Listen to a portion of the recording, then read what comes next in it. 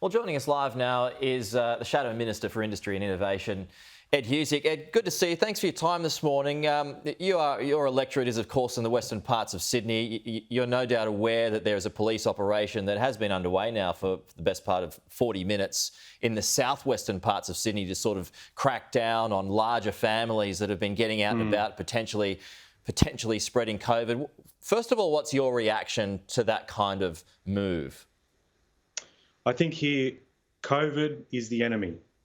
This virus is the enemy. But what is also going to be a problem is the appearance of a double standard. And in this case, we didn't see this type of reaction from governments when we had the problems that were experienced on the northern beaches. We certainly didn't see this when there were crowds thronging to beaches or through the last few weeks in the eastern suburbs. And in fact, you could go and buy a Louis Vuitton bag in Bondi, and now if you're buying groceries in Fairfield, you'll get a different type of reaction. I just think that we cannot afford to have the appearance of double standards here, and I could understand entirely how people would feel, particularly in Western Sydney, that they're getting a different kind of treatment compared to what people got in the eastern suburbs during the course of this lockdown. It's just wrong. I did put that to David Elliott a short time ago, and he assures us that police were there in the northern beaches at Christmas time last year, and they are about in the eastern suburbs, but it's also up to people to kind of dob offenders into Crime Stoppers. Do you believe that the optics and the visuals are different?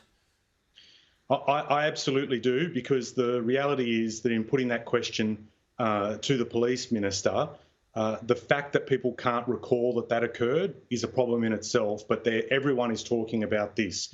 And the reason why I reckon this is happening is because there's no real legal definition of what's an essential item. And in the eastern suburbs, you could open a window, throw a rock and hit a lawyer who will challenge the fact that definition doesn't exist.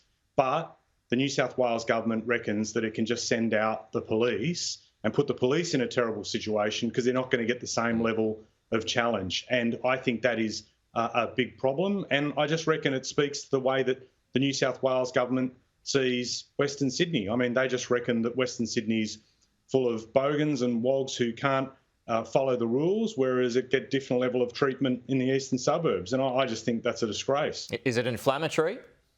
I think so. And I think it does a huge disservice to not only the campaign to tackle this virus, but it also does a disservice to the people of Western Sydney to be treated in this way. And there'll be people that object to some of the ways in which I've described it. I don't really care, because I don't think someone going for groceries in Fairfield should be treated any differently to someone buying a Louis Vuitton bag in Bondi. Do you think police officers on horseback actually gets to the crux of the matter? The argument that the state government put forward yesterday, that it's about stopping these larger families from congregating and then going outside and potentially spreading the virus? Look, my message to friends in Western Sydney across the board is we all need to pitch in to tackle this. This Delta variant is completely different to the ones and tough to the ones before, and we all need to stick together, and we all need to be able to work together to tackle this. In saying that, though, I think the government, it's incumbent on the government to make sure that what it is doing is building that coalition of support, not fraying at it. And I mean, it would be lovely to be able to see more vaccinations be sent out to Western Sydney, or more vaccine supplies be sent to Western Sydney than a police response.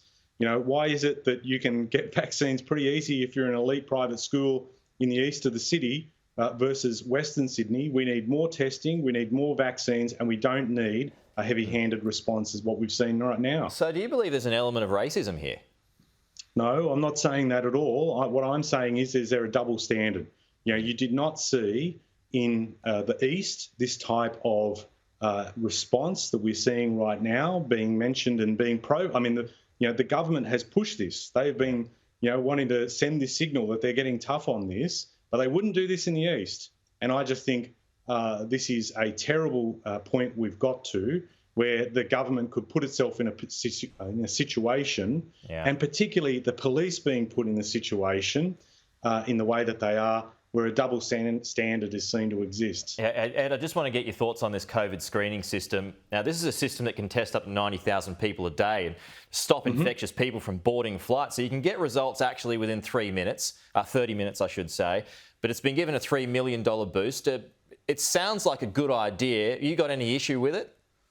I think it is good that we find these ways in which we can test people rapidly, and people are not having to wait 24 to 48 hours to find out whether or not they've got COVID is a huge thing. In the other parts of the world where this has been rolled out already for some time, mind you, we've seen the benefit of that. But this announcement, while I don't have an issue with the testing being funded, the announcement is part of a broader manufacturing funding program that the government is announced in last year's budget, and we've got concerns about the way that that's been managed. I mean, 800 million of these manufacturing grants now will need to go to the PM's desk for final approval, and we've seen how that can end.